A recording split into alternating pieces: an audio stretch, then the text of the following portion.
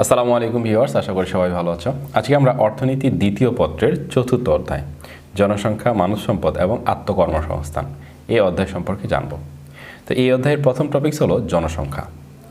তো জনসংখ্যা হলো একটি নির্দিষ্ট সময়ে একটি দেশে যে পরিমাণ মোট লোক সংখ্যা থাকে তাকে বলা হয় ওই দেশের জনসংখ্যা।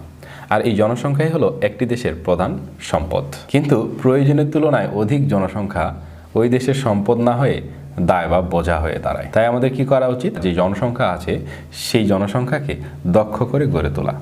শিক্ষা বা প্রশিক্ষণের মাধ্যমে আমরা যদি আমাদের দেশের জনসংখ্যাকে দক্ষ করে গড়ে তুলতে পারি তাহলে সেটি হবে আমাদের প্রধান সম্পদ বা মানব সম্পদ। তাই একটি দেশে একটি নির্দিষ্ট পরিমাণ জনসংখ্যা থাকা হলো সবচেয়ে বেটার। তো জনসংখ্যা যেন অধিক না হয়ে যায় সেই বিষয়ে আমাদের খেয়াল রাখা উচিত। তাই এই বিষয়গুলো খেয়াল রাখতে গিয়ে কতগুলো নির্ধারক আমাদেরকে বিবেচনা করতে হয়। তো যেই উপাদানগুলো দ্বারা জনসংখ্যা প্রভাবিত হয়, অর্থাৎ জনসংখ্যা হ্রাস বা বৃদ্ধি পায়, সেই উপাদানগুলোকে বলা হয় জনসংখ্যার নির্ধারক। এবার আমরা জনসংখ্যার নির্ধারক সম্পর্কে জানি।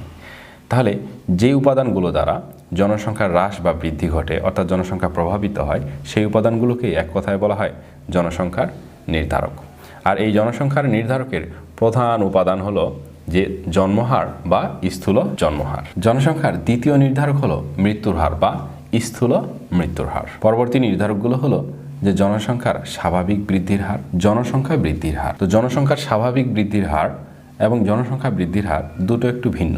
জনসংখ্যার স্বাভাবিক বৃদ্ধির হার স্থূল জন্মহার এবং স্থূল মৃত্যুর হার পার্থক্যের ভিত্তিতে নির্ণয় করা হয়। আর জনসংখ্যা বৃদ্ধির হার জন্মহার এবং মৃত্যু হারের সাথে বহির্গমন এবং বহিরাগমন সংযুক্ত থাকে। এই জন্য একটাকে বলা হয় জনসংখ্যার স্বাভাবিক বৃদ্ধির হার, আরেকটাকে বলা হয় জনসংখ্যা বৃদ্ধির হার। এরপরে আসে শূন্য জনসংখ্যা বৃদ্ধি, অর্থাৎ জন্মহার এবং মৃত্যুর হারের মধ্যে যদি পার্থক্য না থাকে তাহলে সেটাকে বলা হয় শূন্য জনসংখ্যা বৃদ্ধি। এটাও একটা জনসংখ্যার নির্ধারক, অর্থাৎ জনসংখ্যাকে একটা স্টেবল পর্যায়ে রাখার জন্য। জনসংখ্যার আরও একটি গুরুত্বপূর্ণ নির্ধারক হলো যে শিশুর মৃত্যুর হার। তো শিশুর মৃত্যুর হারও জনসংখ্যা বৃদ্ধির হারকে প্রভাবিত করে।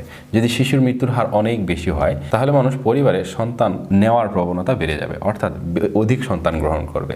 আর যখন অধিক সন্তান গ্রহণ করবে তখন জনসংখ্যা বৃদ্ধি পাবে। আরও কতগুলো নির্ধারক আছে, সেগুলো হলো যেমন ভূপ্রকৃতি, আবহাওয়া ও জলবায়ু, দারিদ্রতা, বাল্যবিবাহ, নারীর উন্নয়ন, জীবনযাত্রার মান, বিনোদনের সুযোগ এবং সর্বশেষ হলো কুসংস্কার। এগুলো সবগুলোই হলো জনসংখ্যার নির্ধারক। এগুলো জনসংখ্যাকে প্রভাবিত করে, এই জন্যই এগুলোকে জনসংখ্যার নির্ধারক বলা হয়।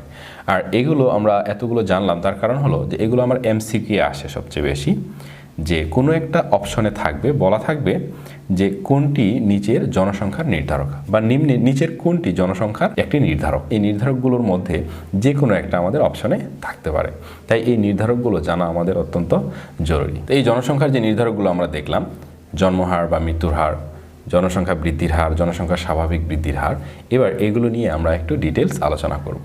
তো প্রথমত আমরা এক নাম্বার যেটা, যে স্থূল জন্মহার বা শুধু জন্মহার। জন্মহার আর স্থূল জন্মহার একই জিনিস। তো আমরা একে স্থূল জন্মহারও বলি, আবার সংক্ষেপে শুধুমাত্র জন্মহারও বলি। স্থূল জন্মহারের ইংরেজি হলো ক্রুড বার্থ রেট, সংক্ষেপে একে CBR দিয়ে প্রকাশ করা হয়।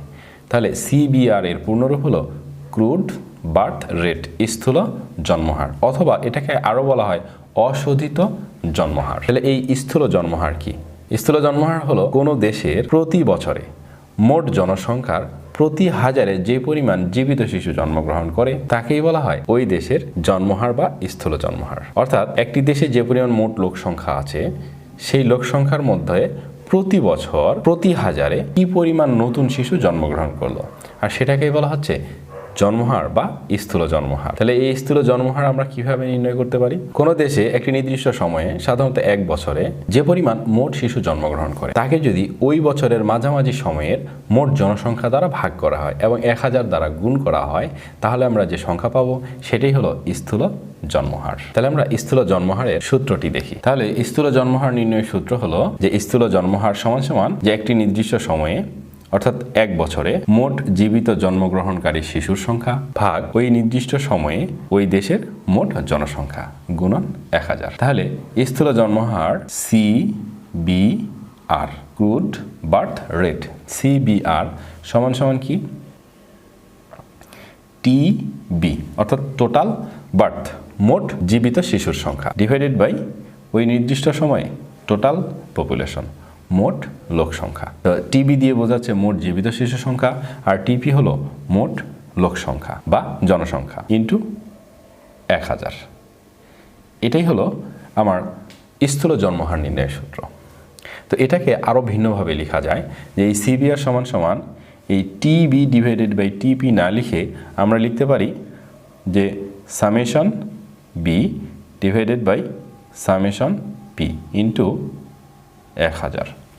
এটাও থাকে, অথবা এরকম থাকতে পারে যে শুধু B divided by P into 1000। তা আমরা যে কোনোটাই এই ক্রুড বার্থ রেট অর্থাৎ স্থূল জন্মহার নির্ণয়ের সূত্র আকারে লিখতে পারি।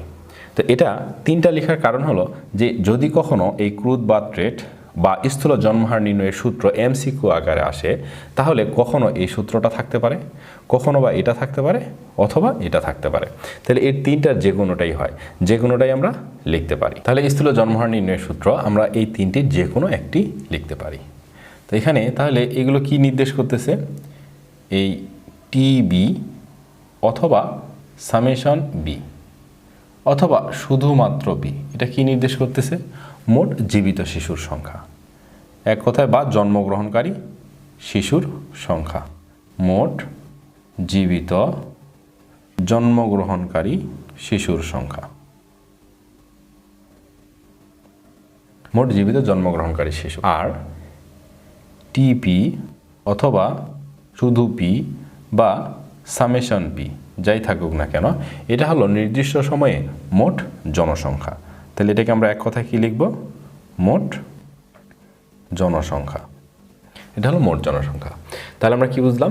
যে একটি নির্দিষ্ট সময়ে মোট জীবিত জন্মগ্রহণকারী শিশুর সংখ্যাকে যদি মোট জনসংখ্যা দ্বারা ভাগ করি এবং সেই সাথে 1000 যদি আমরা গুণ করি, তাহলেই আমরা পাবো স্থূল জন্মহার। এবার তাহলে আমরা একটা উদাহরণ দেখি। উদাহরণের দিকে তাকাই। যে দেওয়া আছে একটি নির্দিষ্ট সময়ে মোট জীবিত জন্মগ্রহণকারী শিশুর সংখ্যা হলো 30 লক্ষ এবং ওই সময়ে মোট জনসংখ্যা ছিল ওই দেশে বা ওই বছরের মাঝামাঝি সময়ে মোট জনসংখ্যা ছিল 15 কোটি। তাহলে জন্মহার কত হবে? তাহলে আমরা দেখি যে এখানে মোট জনসংখ্যা টিপি বা শুধুমাত্র পি অথবা সামেশন পি, এটা কত? এখানে দেওয়া আছে 15 কোটি। তাহলে এটাকে আমাদেরকে কি করতে হবে? এটাকে আমাদের সংখ্যায় লিখতে হবে 15 কোটি। তাহলে 15 কোটি এটা হলো মোট লোক সংখ্যা বা বছরের মধ্যবর্তী সময়ে মোট জনসংখ্যা। আর জীবিত জন্মগ্রহণকারী শিশুর সংখ্যা কত? অর্থাৎ টিবি বা সামেশন বি অথবা শুধুমাত্র বি, যে কোনো একটা লিখলেই হবে। এটা দেওয়া আছে 30 লক্ষ। তাহলে এটাকে আমরা যদি সংখ্যায় লিখি তাহলে কত লিখব? লক্ষ। তাহলে আমাদের স্থূল জন্মহার কি হবে? তা আমাদের স্থূল জন্মহার নির্ণয়ের সূত্র হলো যে সিবিআর সমান সমান টিবি বাই টিপি ইন্টু 1000। তাহলে এখানে আমরা মান বসাই দিই। তাহলে টোটাল বার্থ কত? টোটাল বার্থ হলো 30 লক্ষ এবং মোট জনসংখ্যা হলো 15 কোটি। আর ইন্টু কত? ইন্টু হলো আমাদের 1000। তাহলে আমরা দেখি কত আসে। তা আমরা যদি শূন্যগুলো কাটি 1 2 3 1 2 3, এখানে আরও আছে 1 2 3 4, তাহলে এই 4টা আমরা কেটে দিলাম। 1 2 3 4 এটা কাটলাম। তাহলে এটার সাথে যদি এটা কাটাকাটি করি তাহলে আমার কত আসবে? 20। তাহলে আমার স্থূল জন্মহার হলো 20। এর অর্থ হলো যে ওই নির্দিষ্ট সময়ে বা ওই বছরে প্রতি 1000-এ 20 জন শিশু জন্মগ্রহণ করে। মোট লোক সংখ্যার প্রতি 1000-এ 20 জন শিশু জন্মগ্রহণ করে। এটাই হলো স্থূল জন্মহার। এবার আমরা জানবো স্থূল মৃত্যুর হার সম্পর্কে। স্থূল মৃত্যুর হার কি? কোনো দেশে প্রতি বছরে মোট লোক সংখ্যার প্রতি 1000-এ যে পরিমাণ লোক মৃত্যুবরণ করে, যে পরিমাণ মোট লোক মৃত্যুবরণ করে, তাকেই বলা হয় ওই দেশের স্থূল মৃত্যুর হার। আবারও যদি বলি, কোনো দেশে প্রতি বছর যে মোট লোক সংখ্যা আছে সেই মোট লোক সংখ্যার মধ্যে প্রতি 1000-এ কতজন মানুষ মারা যাবে, এই প্রতি 1000-এ যতজন মানুষ মারা যাবে সেটাই হলো ওই দেশের স্থূল মৃত্যুর হার। স্থূল মৃত্যুর হারের ইংরেজি হলো ক্রুড ডেথ রেট, সংক্ষেপে একে সিডিআর দিয়ে প্রকাশ করা হয়। অথবা অনেক সময় আমাদের পরীক্ষা আসে যে সিডিআর এর পূর্ণরূপ কি? সিডিআর এর পূর্ণরূপ হলো ক্রুড ডেথ রেট। স্থূল মৃত্যুর হার অথবা শুধু মৃত্যুর হার। এটাকে আমরা আবার অশোধিত মৃত্যুর হার বলে প্রকাশ করি। তাহলে এই অশোধিত মৃত্যুর হার আমরা কিভাবে নির্ণয় করব? যে একটি নির্দিষ্ট সময়ে মোট মৃত্যুবরণকারী লোক সংখ্যাকে যদি আমরা ওই বছরের মাঝামাঝি সময়ের মোট জনসংখ্যা দ্বারা ভাগ করি এবং 1000 দ্বারা গুণ করি, তাহলে আমরা পাবো ওই দেশের স্থূল মৃত্যুর হার। তো এই স্থূল মৃত্যুর হার নির্ণয়ের সূত্র তাহলে কি হবে? যে স্থূল মৃত্যুর হার সমান সমান মোট মৃত্যুবরণকারী লোক সংখ্যা ডিভাইডেড বাই ওই নির্দিষ্ট সময়ের মোট জনসংখ্যা গুণন 1000। তাহলে এটাকে যদি আমরা সূত্র আকারে লিখতে চাই, তাহলে আমরা কি লিখব? CDR, স্থূল মৃত্যুর হার। স্থূল মৃত্যুর হার নির্ণয়ের সংকেত হলো CDR, অর্থাৎ ক্রুড ডেথ রেট। তো এই CDR সমান সমান হলো মোট মৃত্যুবরণকারী লোক সংখ্যা। মোট মৃত্যুবরণকারী লোক সংখ্যাকে আমরা কি দিয়ে প্রকাশ করতে পারি? TD দিয়ে প্রকাশ করতে পারি। আর মোট লোক সংখ্যাকে আমরা কি দিয়ে প্রকাশ করি? TP। অথবা এটাকে আরও ভিন্নভাবে লেখা যায়, সেটা হলো কি? যে summation D divided by summation P।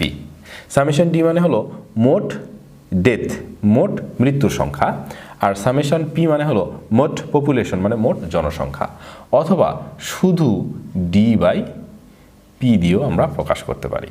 তাহলে যে কোনো একটা আমরা লিখতে পারি। তো এখানে 3টা লেখার অর্থ হচ্ছে যে আমাদের 3টা জানা থাকলে MCQ পরীক্ষা অনেক সময় এসে থাকে যে সূত্র কি সেটা তাহলে আমরা খুব সহজেই লিখতে পারবো। তাহলে আমরা এক কথায় যদি লিখি CDR সমান সমান কি লিখব? যে TD divided by TP into 1000। এটাই হলো আমাদের স্থূল মৃত্যুর হার নির্ণয়ের সূত্র। তাহলে এখানে TD অথবা সামেশন D অথবা D, TD বা সামেশন D অথবা শুধু D, এটা কি? এটা হলো মোট মৃত্যুবরণকারীর সংখ্যা, মোট যে পরিমাণ লোক মৃত্যুবরণ করলো, মৃত্যুবরণকারী লোক সংখ্যা। আর TP অথবা সামেশন P অথবা শুধু P, এটা হলো মোট জনসংখ্যা। তাহলে CDR সমান সমান কি হলো? যে TD divided by TP into 1000। তাহলে এবার আমরা দেখি একটি তালিকার দিকে তাকাই, এখানে যে তথ্যমানগুলো দেওয়া আছে, তো কি দেওয়া আছে সেটা একটু লক্ষ্য করি। তাহলে আমরা দেখি দেওয়া আছে যে একটি দেশে 2020 সালে মোট মৃত্যুবরণকারী লোক সংখ্যা হলো 16 লক্ষ এবং ওই নির্দিষ্ট সময়ে ওই বছরে ওই দেশের মোট জনসংখ্যা হলো 20 কোটি। তাহলে মৃত্যুর হার কত হবে? তাহলে আমরা দেখতে পাচ্ছি 2020 সালে একটি দেশের তথ্য দেওয়া আছে যেখানে ওই দেশে মোট ওই নির্দিষ্ট সময়ে বা 2020 সালে মারা গেছে 16 লক্ষ মানুষ। 16 লক্ষ মানুষ মৃত্যুবরণ করেছে এবং ওই সময় ওই দেশের মোট জনসংখ্যা হলো 20 কোটি। তাহলে মৃত্যুর হার কত হবে বা স্থূল মৃত্যুর হার কত হবে? তাহলে আমরা দেখি আমাদের সংখ্যামান কি কি দেওয়া আছে। আমাদের সংখ্যামান দেওয়া আছে টোটাল ডেথ। টোটাল ডেথ কত? 16 লক্ষ। আর টোটাল পপুলেশন দেওয়া আছে আমাদের কত? 20 কোটি। তো এই যে 16 লক্ষ এখানে সংখ্যায় সম্পূর্ণরূপে লেখা নাই, আমরা যখন এটা সূত্রে প্রয়োগ করব তখন কিন্তু আমাদের পূর্ণ সংখ্যা লিখতে হবে। তাহলে আমরা কি লিখব? আমরা লিখব যে আমরা জানি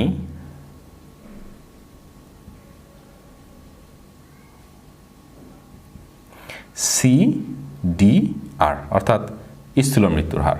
তাহলে আমরা যে কোনো সূত্র লিখতে পারি, এটাও লিখতে পারি, এটাও লিখতে পারি, অথবা এটাও লিখতে পারি। তাহলে আমরা যে কোনো একটা লিখি, আমরা লিখি TD বাই TP ইন্টু 1000। তো এখানে বাংলা ইংলিশ লেখা সেটা কোনো ব্যাপার না, আমরা যদি বাংলা লিখি তাহলে সবগুলো বাংলা লিখব, আর যদি ইংরেজিতে লিখি তাহলে সবগুলোই ইংরেজিতে লিখব। তাহলে আমার টোটাল ডেথ কত? 16 লক্ষ। তাহলে এবার আমার সংখ্যাটাকে পূর্ণ সংখ্যায় লিখতে হবে, 16 লক্ষ। আমার মোট লোক সংখ্যা কত? 20 কোটি। তাহলে 20 কোটিকেও আমার পূর্ণ সংখ্যায় লিখতে হবে। এই লিখলাম 20 কোটি ইন্টু কত? ইন্টু হলো 1000। তাহলে এবার আমরা আবার আগের মতো কাটাকাটি করতে পারি। এটা খুব সহজ, ক্যালকুলেটর ছাড়াও আমরা খুব সহজে হিসেব করতে পারি। এই শূন্যগুলো আমরা সহজে কেটে দিতে পারি। 4 আর একটা কাটা যায়, এখানে কাটা যায়। তাহলে আমরা কাটাকাটি করলে পাচ্ছি কত? 8। তাহলে আমরা স্থূল মৃত্যুর হার কত পেলাম? 8। এর অর্থ হলো ওই 2020 সালে প্রতি 1000-এ 8 জন লোক মৃত্যুবরণ করে। এটাই ছিল স্থূল মৃত্যুর হার। তো আমাদের প্রশ্নে এই স্থূল জন্মহার বা স্থূল মৃত্যুর হার সম্পর্কিত একটা উদ্দীপক থাকবে। উদ্দীপকটা থাকবে কীরকম, যে একটি নির্দিষ্ট সময় যে কোনো একটি সাল দেওয়া থাকবে, বলা থাকবে যে ওই সময়ে ওই বছরে মোট একটি নির্দিষ্ট পরিমাণ লোক বা একটি নির্দিষ্ট পরিমাণ শিশু জন্মগ্রহণ করে, যে 30 লক্ষ জীবিত শিশু জন্মগ্রহণ করে এবং 16 লক্ষ বা 20 লক্ষ যে কোনো একটা সংখ্যা দেওয়া থাকবে, 20 লক্ষ লোক মৃত্যুবরণ করে এবং ওই সময়ে ওই দেশের মোট জনসংখ্যা একটা নির্দিষ্ট পরিমাণ দেওয়া থাকবে। তার প্রেক্ষিতে আমাদের স্থূল জন্মহার বা স্থূল মৃত্যুর হার নির্ণয় করতে হবে। তাহলে স্থূল জন্মহার নির্ণয়ের সূত্র হলো সিভিআর সমান টিবি বাই টিপি। এটা আমাদের মনে রাখা সবচেয়ে সহজ। টিবি মানে হলো টোটাল বার্থ, মানে মোট কতগুলো জন্মগ্রহণ করলো, আর টিপি মানে হলো যে টোটাল পপুলেশন, মোট লোক সংখ্যা কত বা জনসংখ্যা কত। আর সিডিআর অর্থাৎ স্থূল মৃত্যুর হার নির্ণয়ের সূত্র হলো টিডি ডিভাইডেড বাই টিপি, অর্থাৎ মোট টিডি টোটাল ডেথ, মোট মৃত্যুবরণকারী লোক সংখ্যা, আর টিপি হলো মোট জনসংখ্যা টোটাল পপুলেশন। এটা হলো আমাদের মনে রাখা সবচেয়ে সহজ, তাই এই সূত্রটাই আমরা মনে রাখবো। আর এই সূত্রটা দিয়েই আমরা স্থূল জন্মহার বা মৃত্যুর হার খুব সহজেই নির্ণয় করতে পারবো। তো আজকে এ পর্যন্তই। সবাই ভালো থাকবে, সুস্থ থাকবে। আল্লাহ হাফেজ।